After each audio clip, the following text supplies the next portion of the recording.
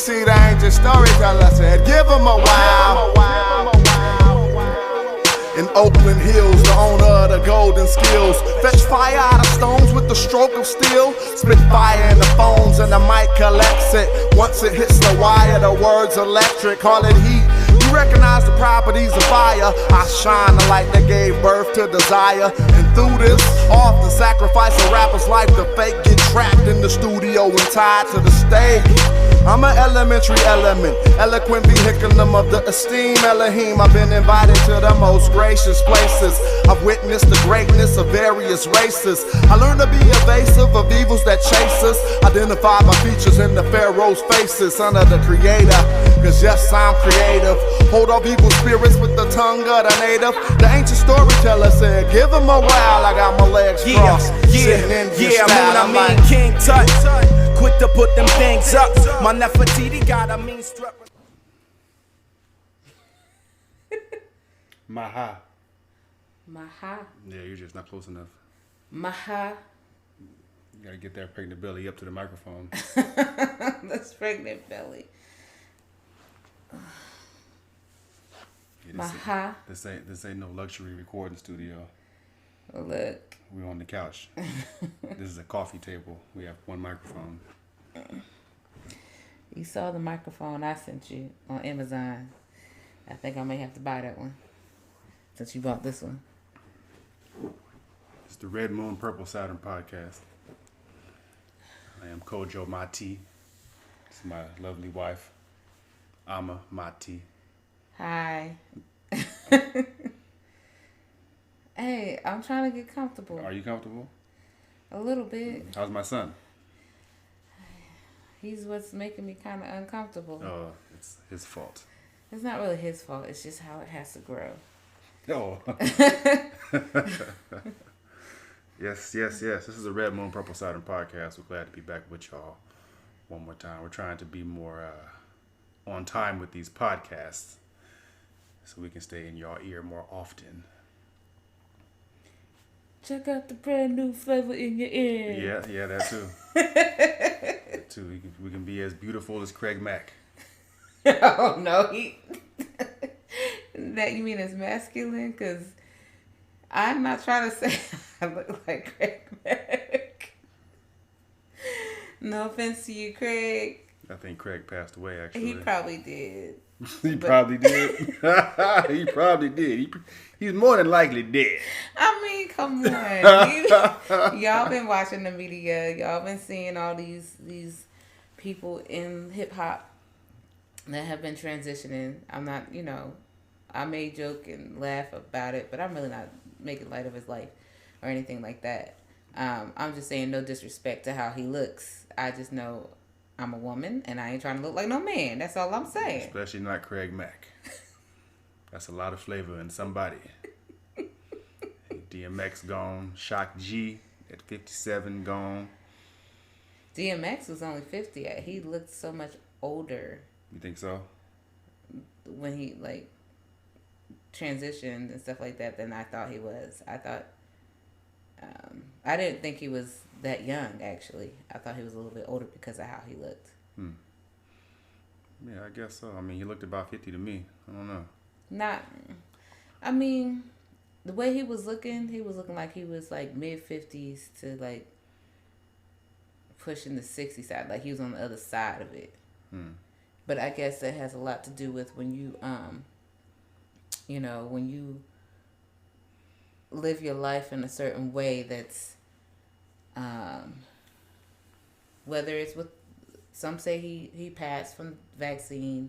I know popular media channels say he overdosed or what have you, but we know DMX's life was not smooth sailing, wasn't easy. And we also do know that he has, at least at some point in his past, dealt with drugs and stuff like that. And what we know about, certain choices that we make in life, it does wear out our ability to fight aging. Yeah, that's true. We also know we know that we can't trust the media. That's true. We don't know, but apparently the family released a statement that he took the vaccine, and then, that's when he began to deteriorate. And that's not the first story that we've heard from black celebrities. I believe there was a baseball player, an old baseball player who took the vaccine. Right. I think it was Willie Mays. No, that wasn't Willie Mays. No, that's a little bit. Willie Mays had been passed away. Yeah. It was somebody else. Maybe it was Willie Mays. I'm not sure who it was, but it was an older black baseball player who took the vaccine, and shortly thereafter had an issue with the heart. That seems to be the thing, though. I've heard stories of rappers' hearts stopping suddenly or having heart attacks for a long time now. I mean, Pimp C in his hotel room by himself supposedly had a heart attack, or a heart gave up on him. I think ODB went out the same way. I think eventually we have to start looking at the spiritual connotations of, black men's hearts giving up on them, and the forces that operate through the heart and taking care of your heart. Yes, you could say that. To go further, I wouldn't just say it with black men. It's just our heart space is how often we relate to the world, and how we relate to how it's not just how we relate to the world, but how we see affection, how we give and express. And the heart, Ab and Kometi, or Akoma in tree, is always at the center of everything, is at the root. A lot of emotion, a lot of affection. And what we know is that there's different deities there. And I wouldn't just call it just a heart by itself. I will also say the heart-lung complex, because also with this new vaccine, or just this new mutated flu that they have out here, the mutated MRSA that they have out here called COVID, a lot of the issues that people have, if they have gotten over it and they're dealing with post-COVID complications, or with the second trial of the vaccine, or depending on whose product that they had with the vaccine, whether it be Moderna, Johnson & Johnson, whatever, the challenges that they're having is a lot of stuff that is affecting the heart-lung complex. So being able to breathe, and the mucus and the heart, that puts a lot of strain on your heart when you can't breathe. I mean, if you ever held your breath, and the moment that you held it and you couldn't hold it no more, recognize how fast your heart was beating. Mm-hmm. Our organs and organ systems, they work in conjunction with each other.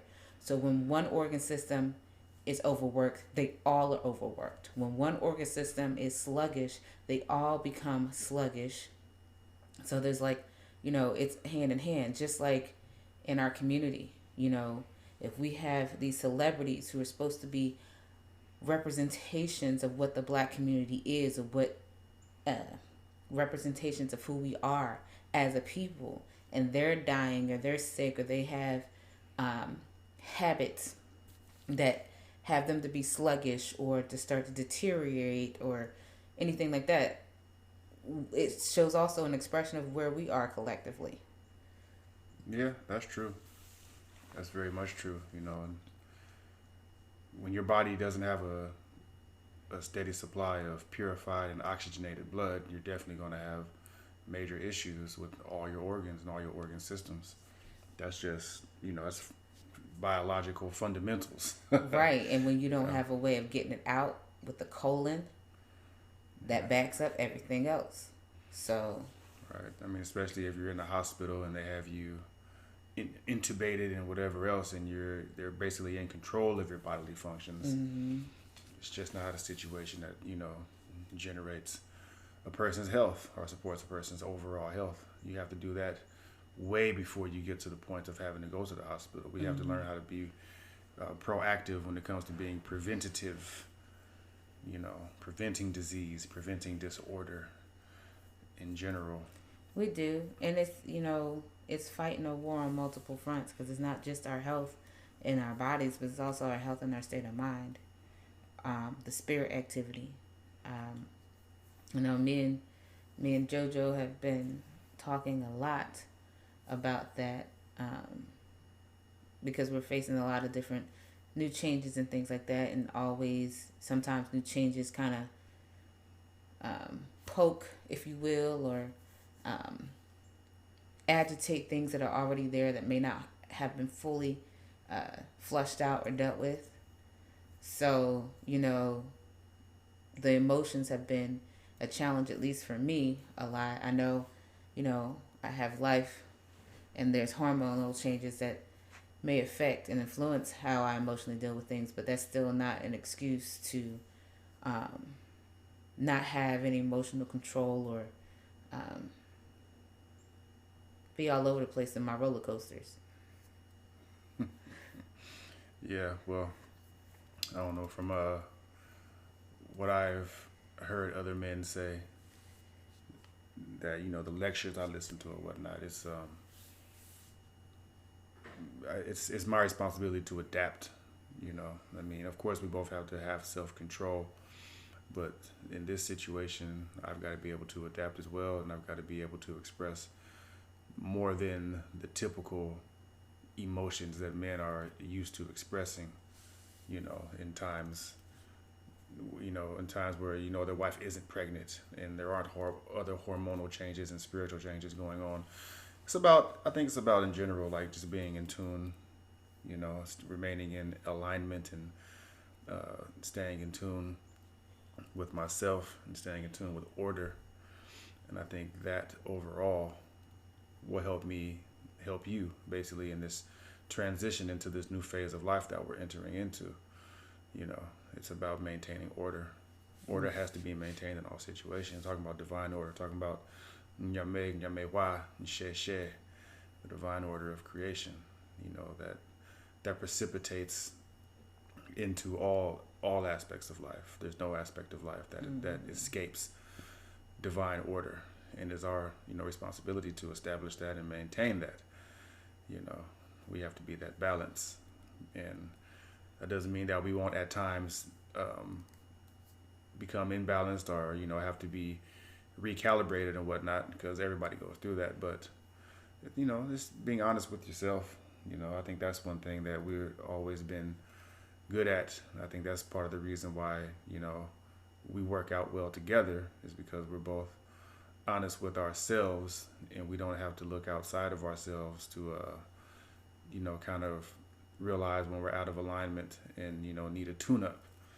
We kind of we have the ability to self-tune, but that's what you can do when your philosophy and your culture, your cultural expression is actually based in afurakani afurakaitnit reality. Yeah. And I think as far as the media goes, and as far as what we was talking about with rappers and how they represent us, and they represent a condition. Yeah. That and all black people don't find themselves in that condition.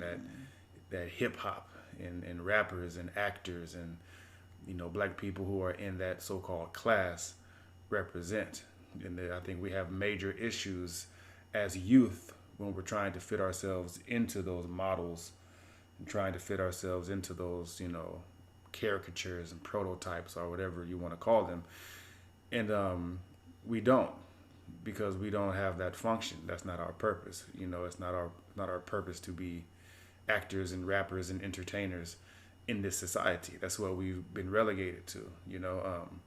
We continue to let the Achiwadefo, the spirits of disorder, the whites and their offspring, determine our function and determine our role in this society. And because for a lot of us still see them as the masters, we accept the roles that they give us. And now because they give us they'll pay us millions of dollars to run up and down a court and play a game for the majority of our lives. Now we see that as progression, and we see it as normal. And it's not normal for grown men to dedicate their entire lives to a game, especially when the race that those grown men come from is a subjugated race, an oppressed race that needs to be sovereign and in control of themselves and their future. And we're not sovereign and in control of ourselves. We're still participating in somebody else's system. And that's what ultimately needs to change. Not only do we have to get these crackers off this planet, but leading up to that point, we have to get ourselves sovereign and in control of our destiny and our future. and stop thinking that it is suitable to settle in a role of a participant in this disordered system. Yeah. I would phrase that last part about you saying being suitable. I think that is, okay that it's suitable to settle. That it's okay to settle. Here's the other part. We do not have to be all inclusive. We do not have to even participate. I know there's a lot of talk all the time when it comes to the concept of nationism and Pan-Africanism and nation building, and a lot of times it is often surrounded by economics, military, and housing. You may add food into that mix, but those are often the things that people talk about most when it comes to nation building. First and foremost, nation starts within your own being. Then if you have a complement that you do both cross paths and decide to walk in both of your individual and collective functions together in your life, then it's y'all, and then it's whatever you birth in there. Then as you all begin to cultivate yourselves, you come to other like minds or assist others in the community to help cultivate themselves, and then that's another family, that's another unit that has now gotten free, and they do the same thing while you're doing the same thing on the other set. So it's like the exponential growth. But we, with that, we need to understand that if we're going to have a military, an economic base, be getting our own land and things, we have to think of concepts or ways to do it outside of what we've already been conditioned or used to. Yes, I know this currency and the current ways of business and things like that. Some of us are still working to master that, and then those of us who have mastered that part or do pretty well at it, you may not see yourself as mastered it. You do well enough at it that you teach other people. You don't want to pull away from that, because what is there? What else is there? And if we do anything else, especially when Achawatafo find out that we do anything else, the first thing they want to do is destroy it, whether by intimidation, physical actual interactions with us, and they're usually interacting with people who cannot protect it.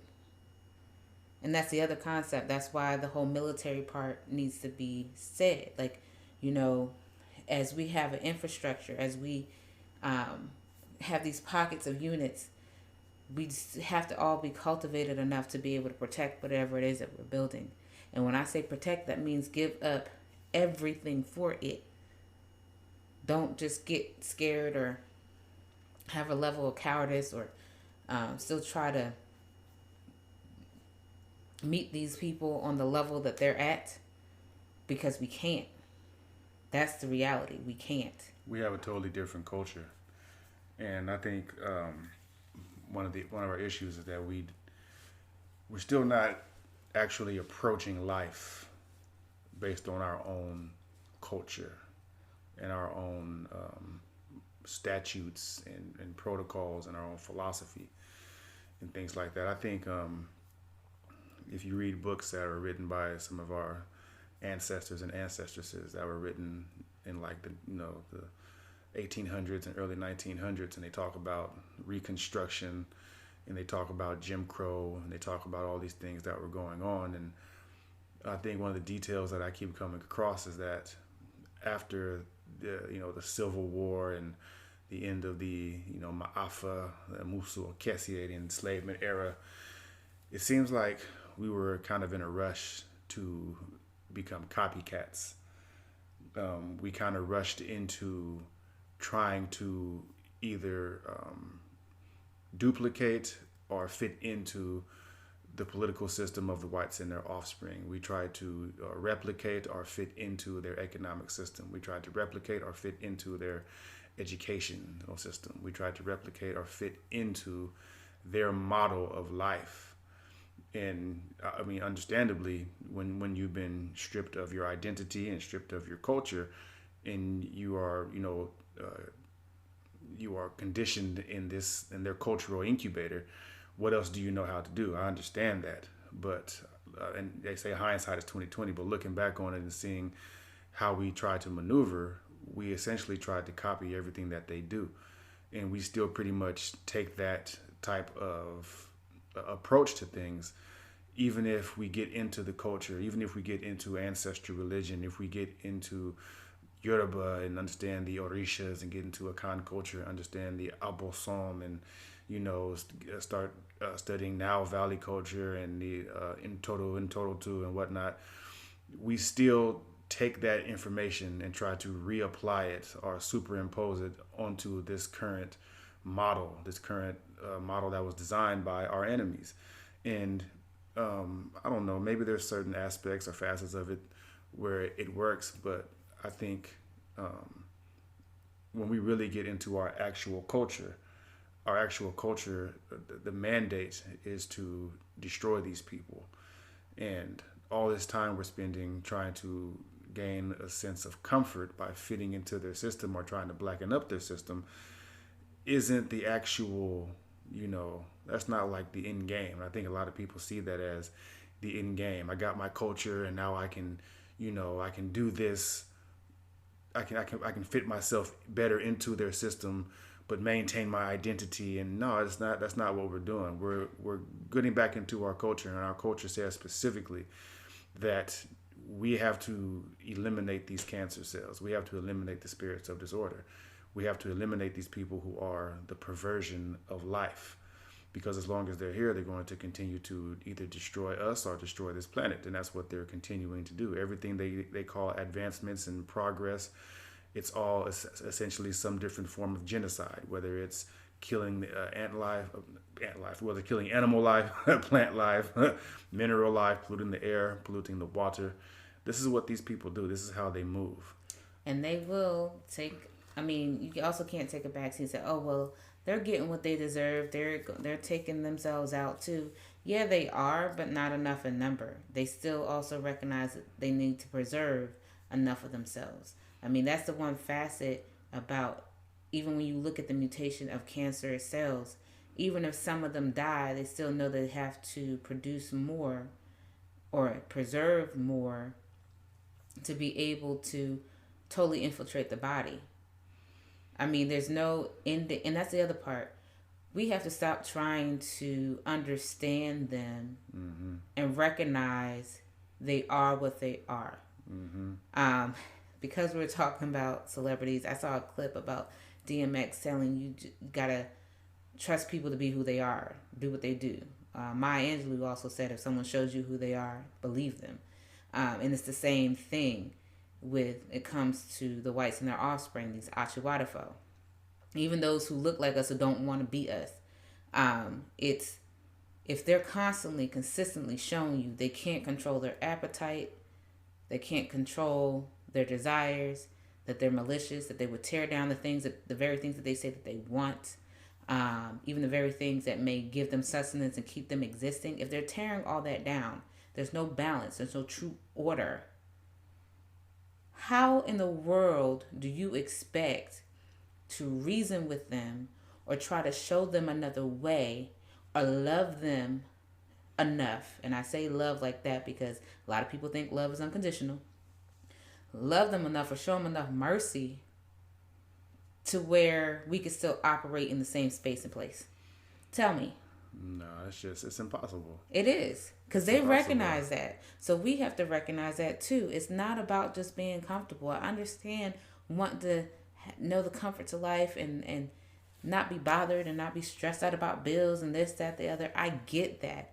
I am not downing that. I also understand wanting to have better, have your own, and create a legacy and teach your children that same thing. I don't have a challenge with that. But the other half of it is what everybody is like afraid of. They're missing.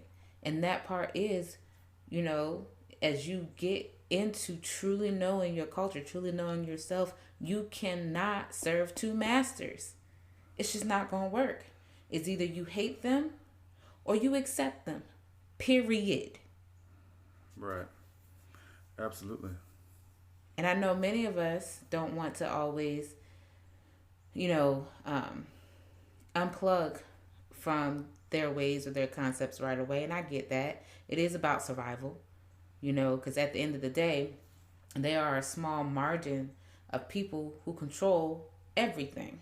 Right. We have to want more. We have to be far more ambitious and And our only way of ambition should not be through music, entertainment, sports, I think showing off our ass. I think we have, economic ambitions, wanting to own businesses and wanting to have economic control or financial control over our lives, and that's absolutely necessary. But we have to also want to have political power. And I'm not talking about political power as far as participation in their system. I'm talking about we have to be in control. We have to be in control of generating the policies that govern us. Right. We have to create our own political system. We have to create our own system, our own laws, our own protocols that we live by that are going to be, the determining factors in how we operate in this place. We have to want power. We have to want to be in complete and total control of our existence. There is no compromising with these people. There is no allowing them in the door to give us suggestions or to set up any type of system or model for us. Like, all of that is out the door. That's out the window. It's a wrap on all of that. If we don't want to be the powerful people, not only in this nation but around the world, well, then we're still short-sighted, because it's not just about getting enough to fit in or getting enough to be comfortable. It's about complete control, like we had before all the invasions along the Nile Valley, from what is now today Sudan all the way up into what is now Egypt. What was once Nubia and Kemet.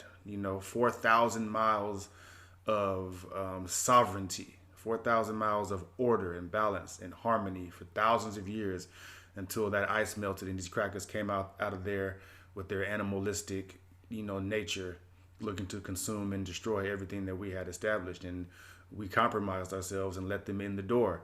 And every time they put more and more of themselves and more of their energy and more of their influence and their disease into our culture, we began to deteriorate and degenerate to the point that we're here now with these people actually in control of us. These people actually in control of the policies that govern our lives and the rules and laws that govern our existence. And the thought of it is sickening, absolutely sickening. These people came out of incestual, cannibalistic caves, and now these are the people who are creating the policies that we live by and giving us lessons on morality and things like this. And we're living our lives based on their philosophy and their science and their astrology and all these little shit that they've perverted and taken from us and broken down and made so simple and taken the actual essence out of, because they can't even go that deep into anything because they don't have the capacity to do so. And these are the people that we're allowing to live and control our lives. All they are is a fucking contamination, and they shouldn't even be on this planet.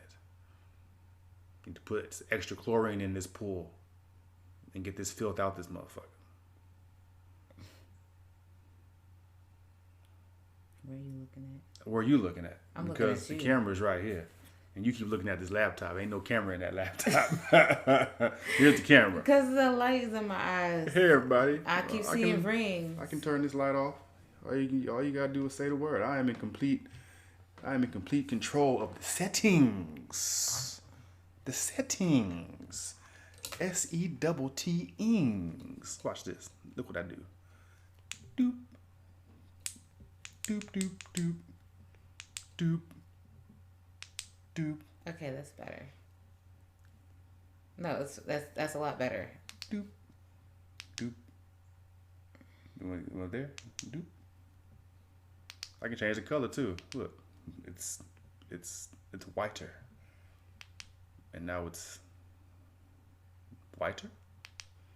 And now it's less white. It's kind of bluish actually. What?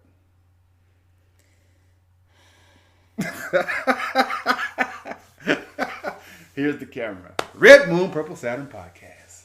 Y'all see what I have to deal with? Y'all only get an inkling Back, of what I gotta deal with. back in your mouth one more time for the 13,021s. They don't even go together like that. Summertime is coming. I'm so happy that it's about to be a heat wave through this thing because white people can't stand the heat. They're gonna be out there smelling like all kind of strange sunblock and SP this and that. I hate the way sunblock smells. I hate the way sunblock smells the same way I hate the way white people look and exist. But they're gonna be out there stinking up the world with that SP bullshit. And we're going to be out there glowing, covered in shea butter. I wish I would have gotten better shape. But, I'm still relatively fat. Probably going to be fat for a long time. Snacks are delicious. But I'm working on it. Yeah, you need to work on the appetite. Remember what we talked about? Appetite. Food is what food do. Food should be your medicine. Food is what food be doing, though. Food should be your medicine. You be having food? Food be doing what food be doing. Food be doing what food be doing, no. But yeah, I got to get it under control. That's definitely an aspect of my life that I need to, rein in. Rein it in. I mean, it's just like any other addiction, whether it be drugs. Hold on now. I didn't say I was going to, food anonymous meetings. I'm just saying in the sense of when you can't control a certain aspect of that you do have control over of your life, a certain appetite, if you will, whether it be addiction to drugs, smoking, sex, hold on now, social media, shopping, social food, media for sure. all that. When you can't control, when you have the choice to control it and the ability to control how much you are engaging in that and you don't, that is an addiction. What you looking at? And it helps me get my point across. That is an addiction. And it's weird looking up like that. I think the stuff is like right here. That's still, sir, you recognize you are taller than me, right? Just pretend it's an eyeball. You recognize you're taller than me, so I still have to look up. I'm looking up too. You don't see the arch in my neck? My neck and your neck arch differently. That's up. It's up though. It's an angle, degrees. It's about 20-something degrees. You need to go degrees your face. Anywho, over here looking all dry, interrupting my point. Like I was saying, if you can't control those things, even emotionally, you can't control those things, it becomes a problem. You won't have order and balance in your life. And just like, JoJo said at the beginning, we all have moments where we may fall short, may not always get it right, but it's about the foundation of being able to recalibrate and knowing what to do, what to stand on that keeps you grounded. And that is your philosophy, your African ancestral religious practices, and being on top of that and understanding how to cultivate your body and your mind and your spirit that will help you to overcome those things. Shay, woe, and Shay, we are unbreakable, y'all. We are the human spirit. And when I say human spirit, I'm only talking about us black folks. The human spirit is perpetuous. It cannot be destroyed. There's only two gates we go through, birth and death. Life is continuous, even when we're not here on this physical realm. So, with that being said, when we take care of ourselves, we are taking care of the divinities that we represent. We're taking care of the functions and the purpose that we were sent here to do. When you could be your best, I could be my best, they could be their best. We all are our best. Besticism. Are you with them isms again? The besticism. The state of quality of being your besticism. Yep. Kill Derek Chauvin. That's what I'm gonna say. People always think that, these murderers, they go right into the hands of their own people and go through this process and whatnot, and you know, for the first time in a long time, one of these crackers was actually convicted of, you know, murdering somebody. But, you know, I had put a video out, like, you know, I don't think it was like last month or earlier this month, about, you know, Caucasian law versus natural law. And, you know, I mean, yeah, you can be satisfied or feel some type of positive way about this cracker being convicted and found guilty of murdering this person, but at the end of the day, this motherfucker's still alive, you know. And natural law says, you know, these crackers keep coming for our families, and we don't respond in kind. They're going to keep coming for our families. It doesn't matter that one of them was just found guilty of you know, the George Floyd lynching, essentially, the George Floyd televised for months lynching that he went through, that we all went through because they kept playing the shit on TV. And it's cool, you know, they convicted this motherfucker of murder, but he still he needed to be killed by us. Same thing with Zimmerman. He's still going around signing empty packages of Skittles at white nationalist rallies because we didn't kill him. You know, it's way too many crackers still walking around living and breathing who should have been murdered by us, taken out by us because they killed one of our people. You know, and that's what natural law says. I feel like this. Until, as long as we want to act like antelope, we're going to be hunted by lions.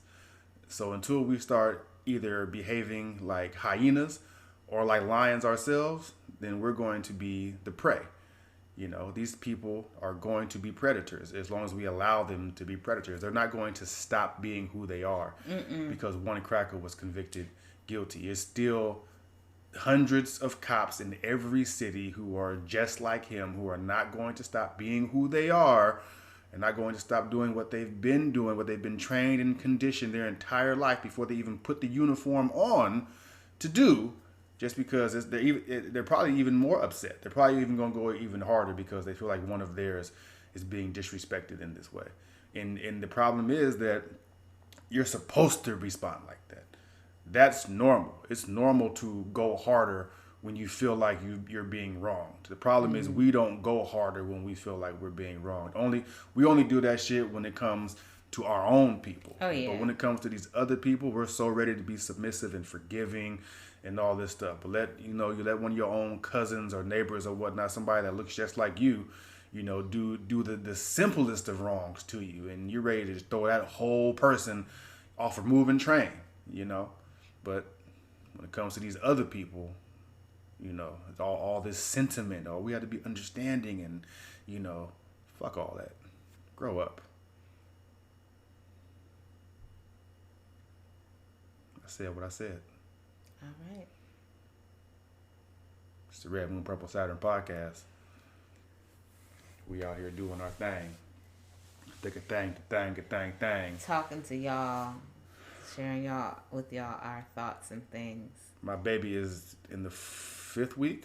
Is it the 5th week of the Obatan womanhood training course that you're doing? I called the Obatan Sim. Obatan Sim.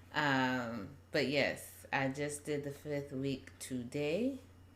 Next week will be the 6th. There are still spots available if y'all want to come on. Y'all can get all the previous weeks in the recordings and then get the current ones as they come up. So what are y'all doing in that class? What is it? What is it? Well, it's women recognizing what womanhood really is supposed to look like. Mm-hmm. Recognizing as women how we're supposed to cultivate ourselves and truly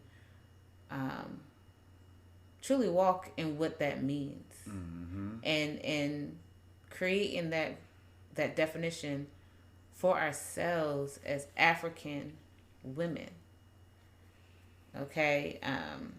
There's a lot of different things that we talk about. We go through some books from some women out in the community who have put out some good works that challenge or help us to question, you know, African womanism, spirituality, education, our own healing, and even a lot of the works that we look at that was inspired or influenced through other women that Ojidifo Kwesi got the privilege to know and hear their stories and them explain certain things to him from a woman's perspective. And then, just divine entities and spirits that speak to him at times, some of his works. So we're looking at all that. We're looking at, the Patah Sasatem, the Obatan booklet, like I said, African Womanism by Miss Weems, Acclaim by Dr. Iajwa. That's just one of the books. A Rising Nation by Kajara Neverhet. Kajara also has other books that she's written that have been very influential in the sense of, spirit cultivation in life, helping people to be grounded, helping people to heal. We even look at Ma'at and Keru of What's in Your Womb. We look at the first book. I take pieces out of all that, but we also discuss other women that, have done great works in our communities, whether here in America or around the world,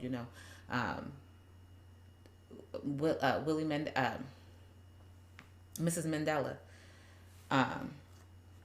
We talked about Queen Afua. We talked about Marimba Ani.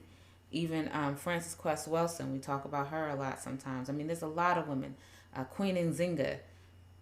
Nancy, Queen Nancy, Queen Nanny. Yeah, Queen Nanny. I want to call her Nancy sometimes.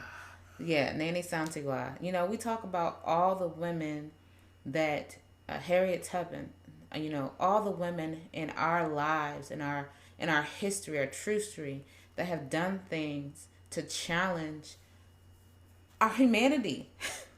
Done things to try to say, aren't we people? Don't we deserve to be treated like human beings? Because we're really truly the only human beings. So we talk about all that, and we're also trying to detox and cultivate what womanhood really looks like. Because the reality is, because we're in such a dysfunctional world, our relationships, our mental status, our emotional status, our spiritual status, the things we do, the families we grew up in, the definitions of what womanhood really looks like and what's that supposed to be, is often distorted. And many of us who are waking up and, working on ourselves are learning to try to change and cultivate that.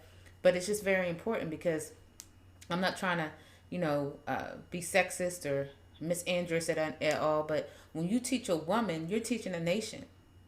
I often tell, these women and remind them that masculine energy is like the spark to a flame.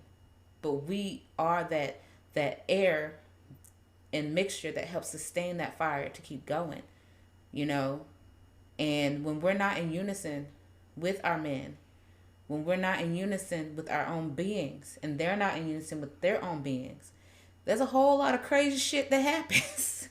And we all, looking at all the mess that's going around and trying to figure out how to fix that. Definitely got to respect womanhood, because just look at it from a biological standpoint. The seeding process can take anywhere from, depending on who he is, anywhere from 2 minutes to 2 hours, maybe even longer. But all I need is 2 minutes, maybe even 4. But but the gestation process is 900 times as long as that. That's probably not even a big enough number. But you get the gist of what I'm saying. There's a lot of work that goes into the body. The process of seeding, bringing life into the world. The process of seeding is far shorter than the process of gestating. So that's just an example of what you're talking about. But as far as men go, and how to love and Afurai Kaitni woman, there needs to be an institution set up for that. So I'm going to embark on that myself, and sometime in either June or July, we're going to go to Savannah, Tybee Island.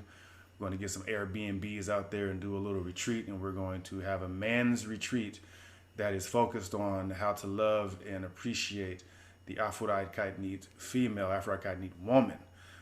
There's a lot of misconceptions on, like she's just saying here, or what womanhood is.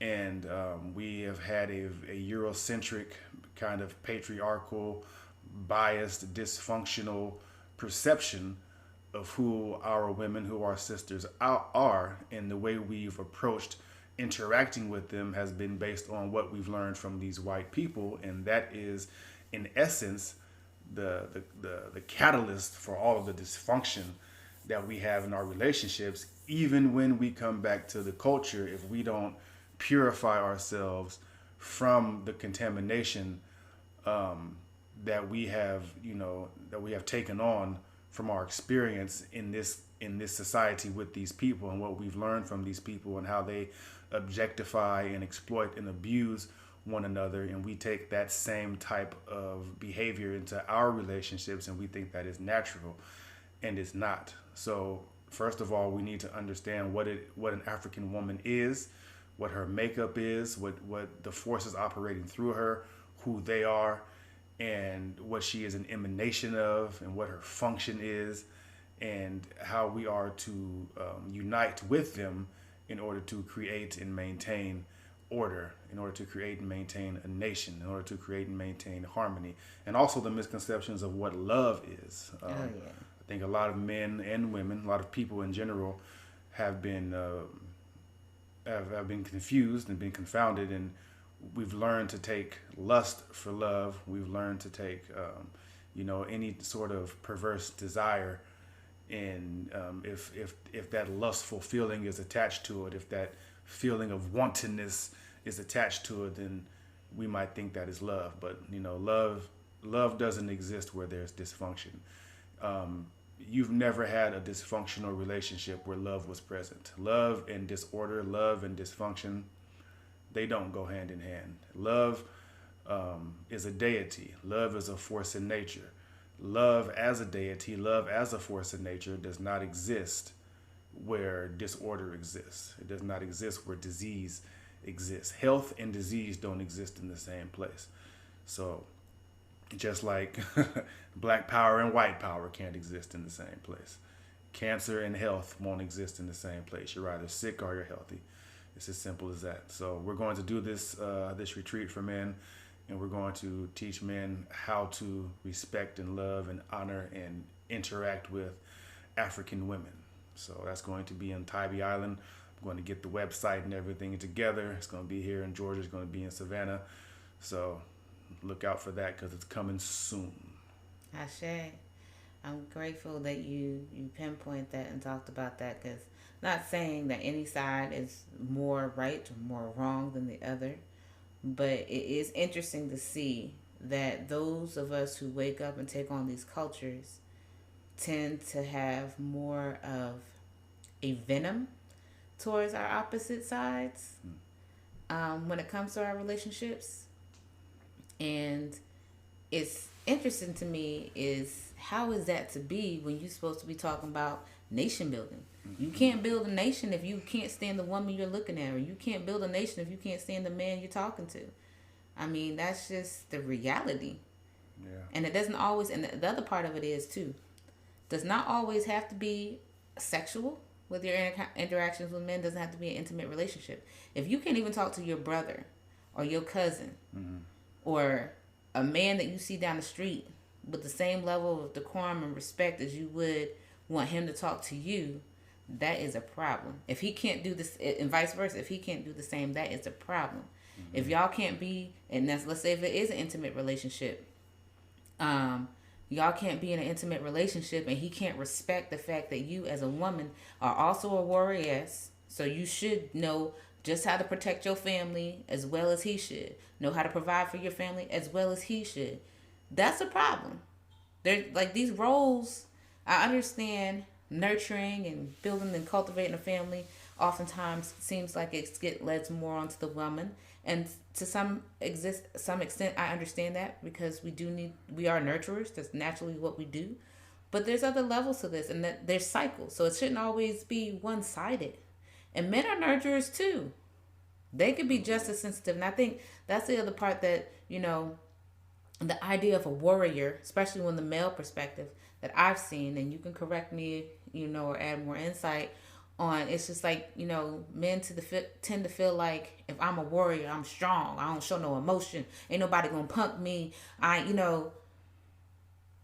not gonna sit here and rub your feet, or, if take on this roles of things that you can no longer do if you can't do it. You know, those kind of things. Or I'm not gonna stay at home and be with the kids. You stay at home and be with the kids. Yeah, that's ignorance. That's all. Just ignorance. That's all that is. You have all this ability and all these capacities within you, the same way our sisters do. The way you express it is different. Yeah. Because your energy is different. Right. You're a biological male, so it's not going to look the same or be expressed exactly the same. But we have the same capacity and the same abilities to be nurturers and lovers and all the things that that our sisters and our wives are able to do. But I think to kind of go back into what you had started talking about originally, as far as being angry with each other and doing the blaming and whatnot. I think it's as simple as this: whether it's white people's fault ultimately, whether it's black men's fault, whether it's black women's fault, who's going to fix this shit? I mean, you see their males and their females coming together when it comes against us. Who's going to fix it? So it's our responsibility.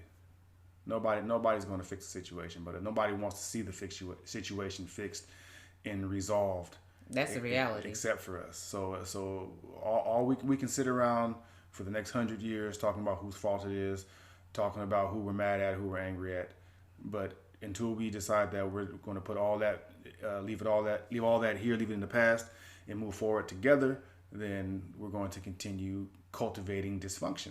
And we can't afford to continue cultivating dysfunction because the world is leaving us behind. Absolutely. We keep trying to jump on everybody's ship, but don't nobody want us on their ship. They're Nope. doing everything we can to make sure everything they can to make sure they're at capacity and to make sure that they don't even have room for stowaways. Right. The people, other people in the world, non-African people, they're not making room for us no more. We are deemed unnecessary. Absolutely. And until we recognize that concept and understand that, we will start cleaning up and doing what we got to do to sober our minds, our hearts, and our spirits, and walk that walk and fight together. Because at the end of the day, we's all we got. Mm-hmm. You know what I'm saying? All we need too. We don't need these crackers for nothing at all. This dependency that we have on them, it's a forced dependency. All the truly African people in the world decide to turn in on ourselves and focus our energy on ourselves and trust and work with and unite with ourselves. There's no need for anything else at all. And this is the Red Moon Purple Saturn podcast of the world. The Red Moon Purple Saturn podcast of the world. Period, boo. No, stop playing with you. Yeah, we got things to do today. It's Saturday, and we got to go do stuff. So we hope y'all enjoy y'all Miminida. Yes. And if this is your krada, go ahead and do your Aquaguare. Your Yes, soul washing. Your oshwe, pour your libation. Go out to the river if the weather permits. Leave some fruit out there for the river goddesses and whatnot. Mm-hmm. And do what you got to do to make sure that you are honoring the forces that operate through you and honoring those people who came before you, who you are a culmination of. Yeah. And like that, we was gone. Oh, that's the record button. You gotta hit the square. Not don't hit the red circle. Hit the square. Yeah, I mean King Tut, quick to put them things up. My Nefertiti got a mean strut, respecting, perfecting, erect dream. So fuck I care if your next clean, my clean be the next thing. At best it's still jesting. The X Factor, the Excalibur, cultivate factor, text tractor, get at ya. You and your sacrificial bastards pay homage cause you have to. Yeah, that's the legendary scripture. Mixture of the 5 elements and lyrically legit so you can get the picture. Hit ya. Physically fit fixture, articulate great while you settle. My level levitate like It's the elements behind the fine dreams. What I say make you turn on your high beams. So never second guess. Finesse is effortless. Recline you with the rhyme kings. This is smash Rhyme schemes, these the elements behind the fine dreams. What I see make you turn on your high beams. So never second guess. Finesse is effortless. Recline you with the rhyme kings. This is smash moonshine.